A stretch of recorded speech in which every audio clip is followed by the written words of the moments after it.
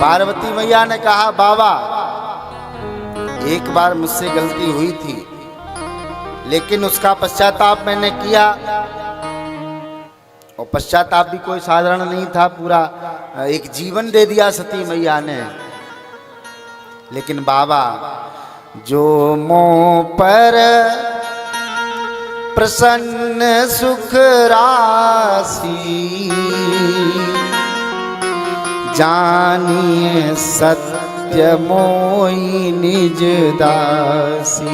यदि बाबा अब आप मुझ पर प्रसन्न हो, मुझे आप अपनी दासी समझते हो, तो अब इतनी कृपा करो भोलेनाथ, तो प्रभु हरऊ मोरे अज्ञाना, कही रघुनाथ कथा विधीना। बहुत प्रकार से भगवान की कथाएं सुना करके आप मेरे संशय का निवारण करिए। मैं निवेदन करूं, जीवन में जिसके प्रति संशय आ जाए, हो सके जितनी जल्दी हो सके उतनी जल्दी संशय का निवारण कर लेना, वरना ये संशय रूपी गांठ कैंसर रूपी बीमारी का स्वरूप ले लेती है। घर टूट जाता, परिवार टूट जाता, गांव टूट जाता, रिश्ते टूट जाते।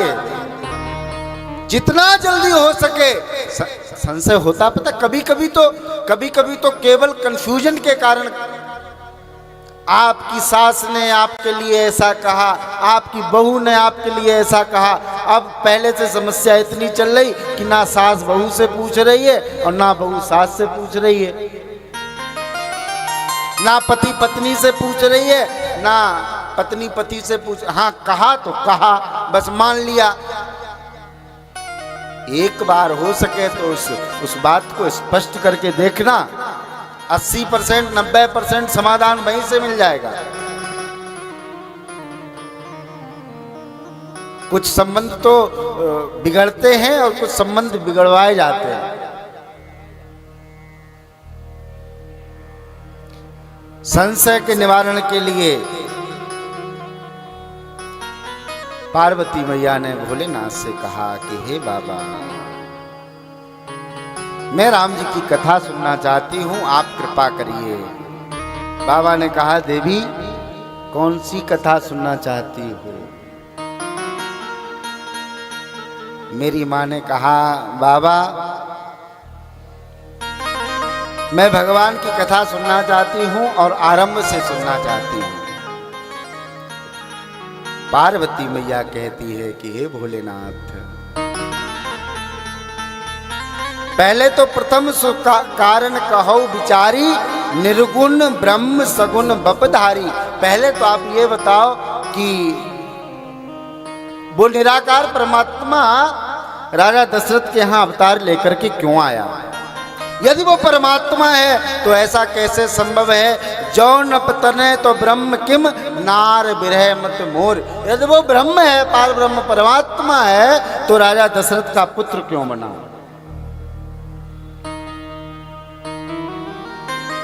मां कहती है बाबा आप निर्गुण सगुण की व्याख्या से आरंभ करिए और मुझे बताइए। पुन प्रभु कहु राम अवतारा, पुन प्रभु कहु राम अवतारा, पुन प्रभु कहु राम अवतारा, पुन प्रभु कहु राम अवतारा। बाल चरित पुनि कहु उदारा, बाल चरित पुनि कहु उदारा। कहु जथा जानकी विवाही, कहु कथा जानकी विवाही। राज तजा सो दूषण काई, राज तजा दो दूषण काई। हे भोले बाबा मुझे बताइए भगवान का अवतार किस लिए हुआ, और अवतार होने के बाद भगवान की बाल लीलाओं का वर्णन करिए। बाल लीलाओं के बाद मुझे बताइए कि जानकी मैया के साथ राम जी का विवाह कैसे हुआ, और विवाह होने के बाद भगवान अयोध्या में ना रह करके अयोध्या का त्याग करके वन में क्यों चले गए, और वन में जाने के बाद राम जी ने बन बस कीने चरित अपारा, बन बस कीने चरित अपारा, कहु नाथ जिम रावण मारा, कहु नाथ जिम रावण मारा। और रावण का वध करने के बाद जब भगवान वापस अयोध्या में आए, फिर राम राज्य की स्थापना कैसे हुई बाबा? राज बैठ कीनी बहुलीला, आज बैठ कीनी बहुलीला, सकल कहु शंकर सुखशीला, सकल कहु शंकर सुशीला। भगवान के सारे चरित्रों का आप दर्शन कराओ। और माँ ने पता एक बात और कही कि बाबा इतनी बातें तो मैंने आपसे पूछी हैं, और मुझसे पूछने में जो छूट गया हो ना, और राम रहस्य अनेका, और राम रहस्य अनेका, कहु नाथ अति विमल विवेका, कहु नाथ अति विमल विवेका। और बाबा से वार्ता करते करते भगवान भोलेनाथ माँ की बात सुनते सुनते भगवान के ध्यान में जाने लगे। और गोस्वामी जी ने लिखा, हरहि रामचरित सब आए, हरहि रामचरित सब आए, प्रेम पुलक लोचन जल छाए, प्रेम पुलक लोचन जल छाए।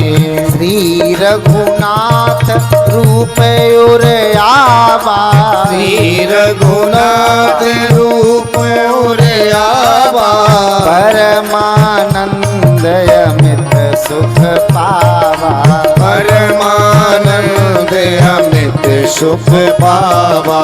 श्री राम जय राम जय जय राम, श्री राम जय राम जय जय राम, श्री राम जय राम जय जय राम, श्री राम जय राम जय जय राम, श्री राम जय राम जय जय राम, श्री राम जय राम जय जय राम, श्री राम जय राम जय जय राम, श्री राम जय राम जय जय राम, श्री राम जय राम जय जय राम, श्री राम जय राम जय जय राम, श्री राम जय राम जय जय राम, श्री राम जय राम जय जय राम, श्री राम जय राम जय जय राम, श्री राम जय राम जय जय राम, श्री राम जय राम जय जय राम। हरहि राम चरित सब आए, प्रेम पुलक लोचन जल छाए। आपके किसी प्रिय के विषय में जब चर्चा होती है तो उसके सारे चित्रण अपने आप स्वतः मन में आने लगते हैं। कोई अपना आने वाला हो और आपको प्रिय हो तो सब अच्छा लगने लगता है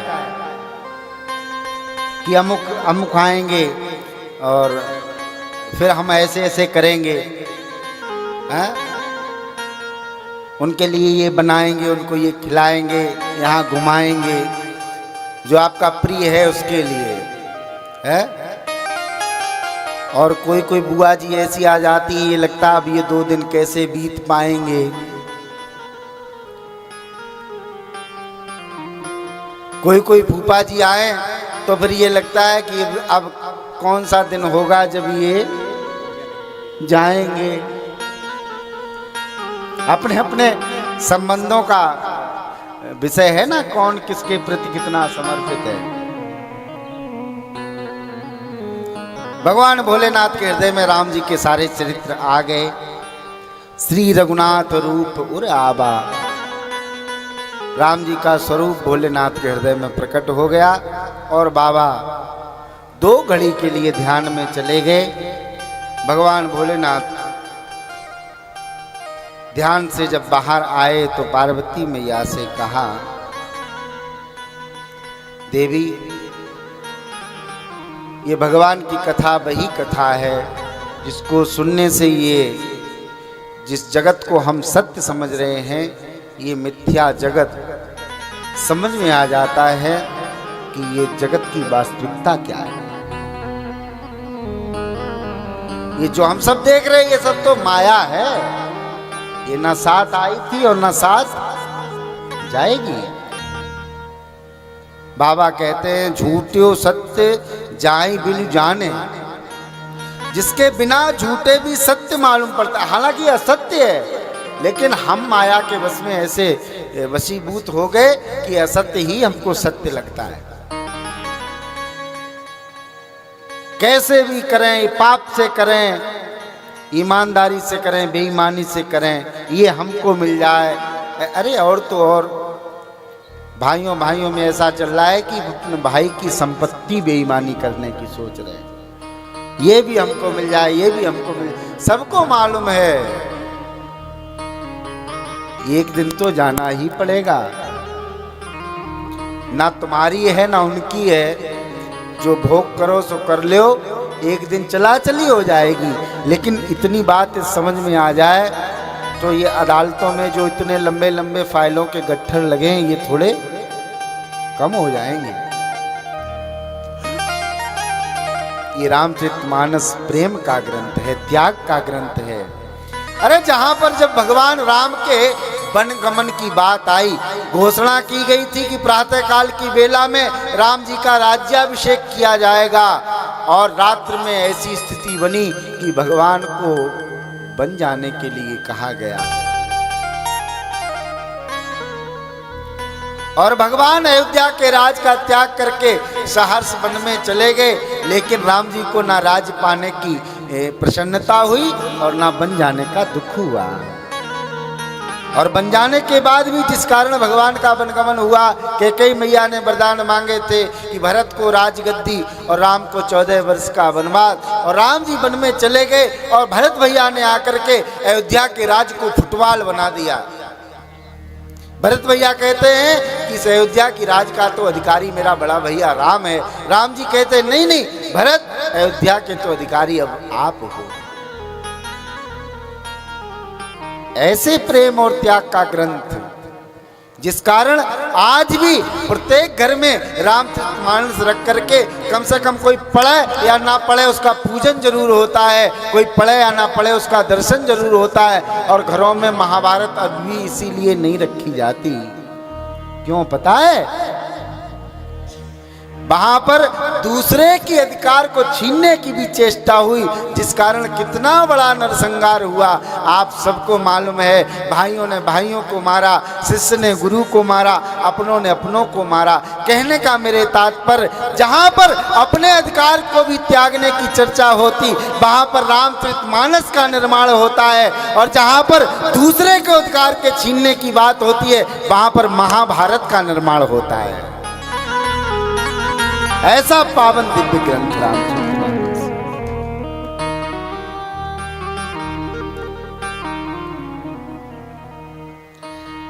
झूठो सत्य जाय बिनु जाने, और जो सत्यता जान लेगा जय जाने जग जाए हिराई। जैसे हम स्वप्न में देखें कि कोई हमारा गला काट रहा है और खूब तेज तेज चिल्लाएं, खूब रोएं, कोई बचा लो, रक्षा करो, लेकिन जैसे ही स्वप्न टूटा, आंख खुली तो सारा दुख चला गया, क्योंकि वो वास्तविकता नहीं थी। कोई हमारा गला वास्तविकता में नहीं काट रहा था, स्वप्न में काट रहा था। वैसे ही ये परमात्मा जब भगवान की माया से मिटती है तो फिर स्पष्ट दिखाई पड़ने लगता है। भगवान देवादेव महादेव ने सर्वप्रथम राम जी की वंदना करी। आइए हम लोग जो चौपाइयों का गान करते हैं वो चौपाइयाँ कोई साधारण नहीं है। भगवान देवादेव महादेव ने भगवान का मंगलाचरण किया, हम सब लोग भाव से करें। तदुपरांत कथा में आगे प्रवेश करेंगे। बाबा ने बंदहु बाल रूप सोई राम, बंदहु राम रूप सोई राम, बंदहु बाल रूप सोई राम, बंदहु बाल रूप सोई राम। सब सिद्ध सुलभ जपत जिस नाम, सब सिद्ध सुलभ जपत जिस नाम। मंगल भवन अमंगल हारी, मंगल भवन आओ से सब लोग गाओ। हारी, मंगल भवन अमंगल हारी, मंगल भवन अमंगल हारी। प्रभु सो दशरथ अचिर बिहारी, प्रभु सो दशरथ अचिर बिहारी।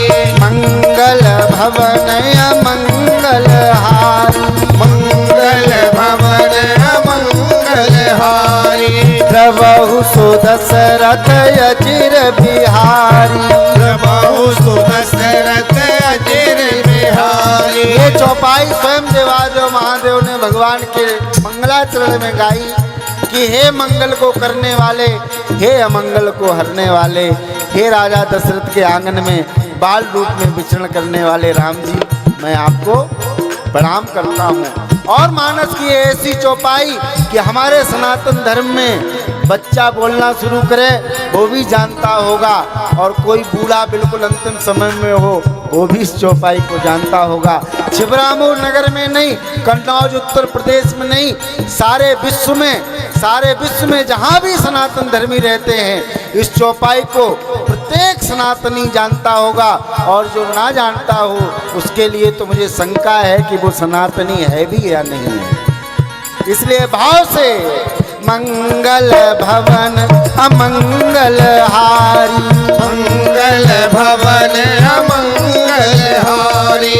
मंगल भवन अमंगल हारी, मंगल भवन अमंगल हारी। प्रभु सो दशरथ अचिर बिहारी, प्रभु सो दशरथ अचिर बिहारी। प्रभु सो दशरथ अचिर बिहारी, प्रभु सो दशरथ अचिर बिहारी। प्रभु सो दशरथ अचिर बिहारी, प्रभु सो दशरथ अचिर बिहारी। प्रभु सो दशरथ अचिर बिहारी। प्रभु सो दशरथ अचिर बिहारी। प्रभु सो दशरथ अचिर बिहारी। प्रभु सो दशरथ अचिर बिहारी। बोलिए रामलला सरकार की जय हो। भगवान देवादेव महादेव ने राम जी के बाल रूप को प्रणाम करने के बाद गौरा मैया से कहा कि हे पार्वती, मैं तुमको बहुत बहुत धन्यवाद देता हूँ। माँ ने कहा बाबा धन्यवाद किस बात का?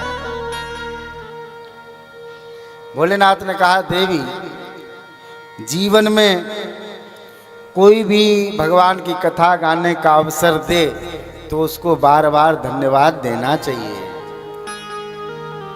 बाबा ने कहा देवी, धन्य धन्य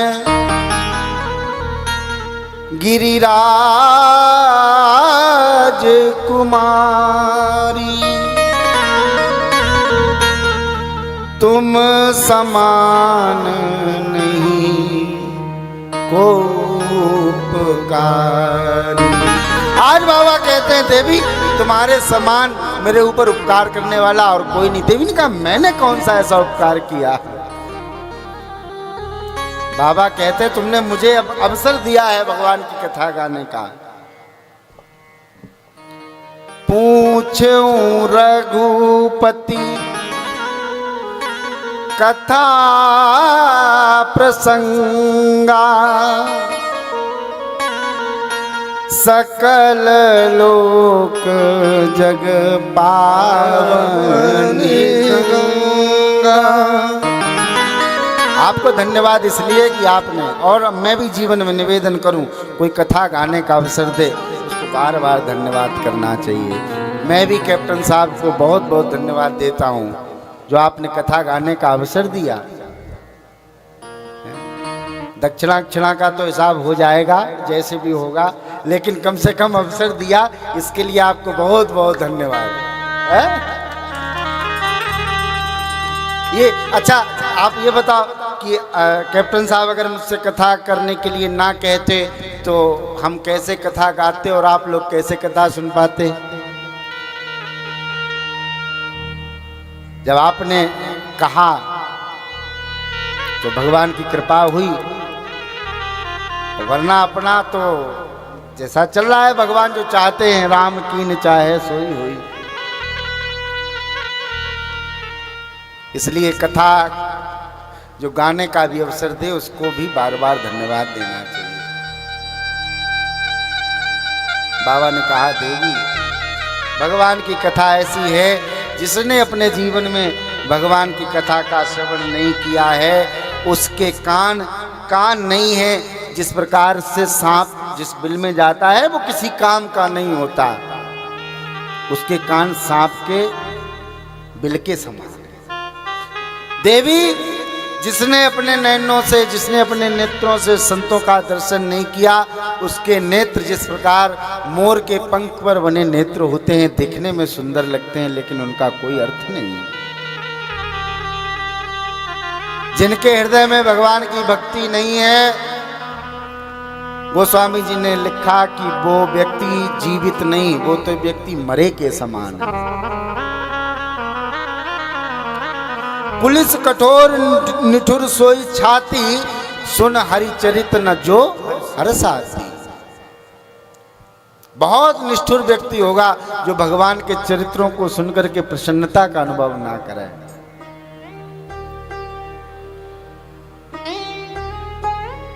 देवी भगवान की कथा मैं तुमको सुनाऊंगा, लेकिन एक बात मुझे अच्छी नहीं लगी। एक बात नहीं मोह सुहानी, जदपि मोह बस कहो भवानी। देवी तुमने एक बात जो कही वो मुझे अच्छी नहीं लगी। तुमने कहा जौन न बतने तो ब्रह्म किम, जबकि मैं कह रहा हूं सोई मम इष्ट देव रघुवीरा। इसलिए देवी तुम जो कहा राम को आना, तुमने जो कहा कि राम कोई और है, देवी ये मुझे थोड़ा अच्छा नहीं लगा। लेकिन तुमने जो पूछा कि निर्गुण ब्रह्म सगुण क्यों बनता है, तो बाबा भोलेनाथ पार्वती मैया से कहते, देवी सगुण ही अगुण ही नहीं कछु भेदा। सगुण और निर्गुण में कोई भेद नहीं है। वही भगवान निर्गुण निराकार समय आने पर सगुण साकार बनकर के अवतार लेता है। क्यों लेता है? भक्तों की रक्षा के लिए, धर्म की स्थापना के लिए, संतों की रक्षा के लिए, गौ माता की रक्षा के लिए। वही निर्गुण निराकार सगुण साकार बनकर के आता है। ये हमारा भाव है कि हम उसको किस रूप में दर्शन करें, ये हमारा अपना व्यक्तिगत भाव है। वस्तुतः निर्गुण और सगुण परमात्मा एक ही है। एक बार गोस्वामी तुलसीदास जी महाराज वृंदावन की यात्रा पे थे तो बिहारी जी का दर्शन करने गए। अब बिहारी जी का दर्शन करने गए तो सामने खड़े और बिहारी जी मुरली लेकर के दर्शन दे रहे हैं। अब गोस्वामी जी ने जाकर के वहां मस्तक नहीं नवाया। संतों ने कहा कि आप खड़े हो, प्रभु का पट खुल गया, प्रणाम क्यों नहीं करते? गोस्वामी जी ने कहा कि मुझसे बनता नहीं प्रणाम करना। क्यों नहीं बनता? गोस्वामी जी ने कहा कि हे बिहारी जी, यद्यपि आप बहुत सुंदर हैं, आप भी उसी अवतार में हैं, लेकिन फिर भी का छवि बरनो आपकी, भले बने हो नाथ। अरे आपकी सुंदरता का वर्णन क्या करें, करते नहीं बनता, लेकिन मेरा मस्तक तभी झुकेगा। हे ठाकुर तुलसी मस्तक तब नवे, जब धनुष बाण लो बनता नहीं है। क्यों? अपना अपना भाव है। और कहते हैं कि भगवान ने मुरली का त्याग कर उस समय धनुष बाण धारण किया अपने भक्त की इच्छा के लिए। वही निर्गुण ब्रह्म कौन सा पता? बिनु पद चलई सुनई बिनु काना, बिनु पद चलहि सुनई बिनु काना, कर बिन करम करे विधि नाना, कर बिनु करम करे विधि नाना, आनन रहित सकल रस भोगी, आनन रहित सकल रस भोगी, बिनु बानी बक्ता बड़ जोगी, बिनु बानी बक्ता बड़ जोगी, तन बिनु परस नयन बिन देखा, तन बिनु परस नयन बिनु देखा, गहराई ज्ञान बिनु बास अशेषा, गहि दान बिनु पाद अदेसा। देवी वही निर्गुण निराकार पार ब्रह्म परमात्मा, आदि अंत कोई जास न पावा। बिना पैरों के चलता है, बिना कानों के सुनता है, बिना हाथों के दिखाई नहीं पड़ता, लेकिन कर्म तो करता है। अच्छा आप एक बात जरा विचार करियो, यदि परमात्मा ऐसा ना होता तो ये सुंदर सुंदर फूल जो रंग बिरंगे आते हैं, ये क्या हम और आप रात में लगा के आते हो? विचार करो जरा। अरे इन पेड़ पौधों प्रकृति को जीवन कौन देता है? जरा विचार करियो। इस जगत में, इस चराचर जगत में सब प्रकार के प्राणी हैं। कुछ शाकाहारी हैं, कुछ मांसाहारी हैं, कुछ केवल वायु का सेवन करते हैं, कुछ जल का सेवन करते हैं। और सबके लिए टिफिन की व्यवस्था कहाँ से होती है? जरा विचार करो। जो मांसाहारी हैं उनको क्या मांस देने हम और आप तो नहीं जाते हो? उनकी व्यवस्था कौन करता है? भगवान ही करता है ना। अच्छा और सब बात छोड़ो, जब हम माँ के गर्भ में होते हैं, प्राण तो तब भी हमारे अंदर होते हैं ना, तब हमारे भोजन पानी की व्यवस्था कौन करता है? अमूल दूध करता है क्या? कौन करता है? परमात्मा ही तो करता है।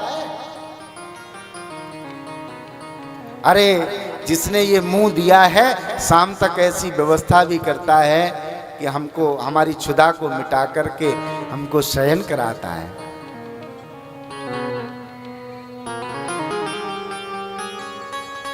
एक भगवान का भक्त एक घर में रहता, चार भाई, तो अब घर में रहता तो अपना अंतर्मुखी हो गया, कुछ करता नहीं, भगवान का ध्यान करते रहता, ना घर में कुछ काम करे ना कुछ धाम करे।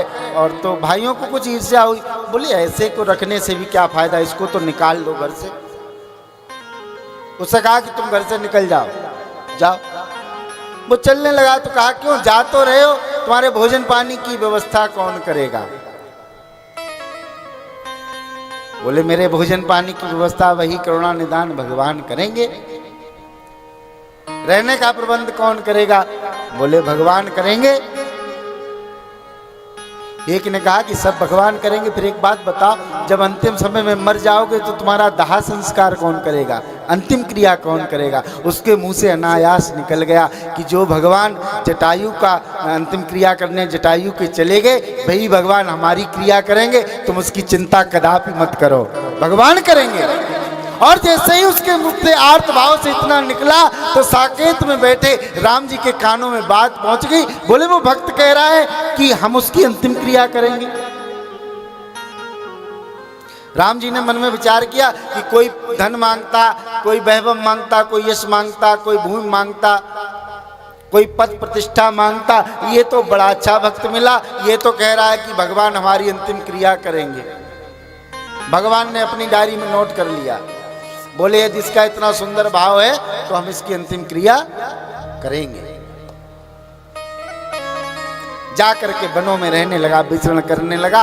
और जब 20, 25, 40 साल बाद जब भी उसका समय आया, अंतिम समय आया, तो भगवान को याद आ गई, भगवान को याद आ गई कि इसका तो अंतिम संस्कार मुझे करना। भगवान चलने की तैयारी करने लगे। राम जी, हनुमान जी ने कहा राम जी अचानक, राम जी ने कहा कि वो एक मेरा भक्त है, मुझे उसका अंतिम संस्कार करना है, क्योंकि उसने बिल्कुल विश्वास के साथ कहा था कि मेरा अंतिम संस्कार राम जी करेंगे। अब देखो आप, हनुमान जी ने राम जी को निवेदन किया, प्रणाम किया। बोले प्रभु एक रिक्वेस्ट मेरी भी है, एक निवेदन मेरा भी है। राम जी ने कहा क्या है? बोले प्रभु आप तो त्रेता युग में जाकर के अवतार लेकर के ये सौभाग्य प्राप्त कर चुके हैं कि आपने जटायु जी की अंतिम क्रिया करी, एक बार मेरा भी नंबर आ जाने दो, इस भक्त का अंतिम संस्कार मुझे कर लेने दो। तो उसके अंतिम समय में, अंतिम श्वासों में राम जी स्वयं आकर के दर्शन दिए। भगवान प्रकट हो गए, धनुषधारी जटा मुकुट धारण किए। भगवान ने आकर के कहा कि तुम चिंता कतई मत करना, आराम से प्राणों का त्याग करो, तुम्हारे अंतिम संस्कार की जिम्मेदारी मेरी है। तुम्हारा अंतिम संस्कार ये पवन पुत्र हनुमान जी महाराज करेंगे। कहने का मेरे मतलब है, जिसको जीवन में एक भरोसो, एक बल, एक आस विश्वास, भगवान को छोड़कर जब सारे आश्रय बंद हो जाते हैं, जीवन में संसार के, परिवार के, जहां भी जैसे भी हों, जब सारे आश्रय, सारे दरवाजे बंद हो जाएं, तब भी एक दरवाजा खुला रहता है। आप निसंकोच होकर के भगवान के यहाँ चले जाना कि हे ठाकुर अब मेरी रक्षा करो, अब मेरी रक्षा करो। और भगवान ने ये संकल्प लिया है, सन्मुख होई जीव मोय जबहि, जन्म कोट अगनासई तबहि। ऐसा भगवान का पावन संकल्प। और बाबा कहते देवी वही निराकार साकार बनकर के आया है। जेहि गावई वेद बुध जाई धरई मुन ध्यान, सोई दशरथ सुत भगत हित,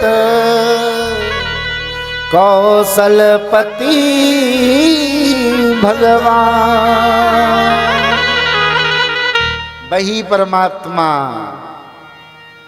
अपने भक्तों के कल्याण के लिए अवतार लेकर के आता है, जैसे मेरे राम जी आए। और ऐसे ही भगवान का सादर सुमिरन जो नर करही, भव बारिद गोपद तरही। ऐसे परमात्मा का जो हो जाता है जगत में, वो इस भव सागर को उसी प्रकार पार कर लेता है जैसे एक छोटा बालक गाय का खुर बना हो उसको पार कर लेते। इतनी सहजता, इतनी सरलता।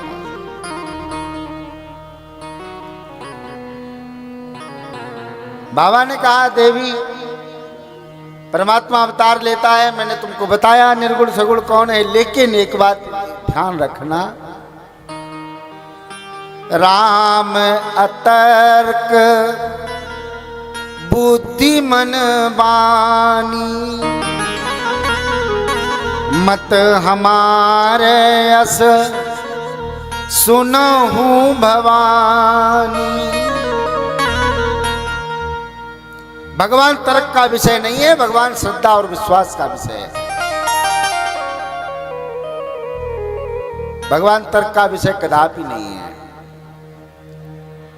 और जीवन में जो तर्क में फंस गया उसके लिए बहुत समस्याएं बनेंगी।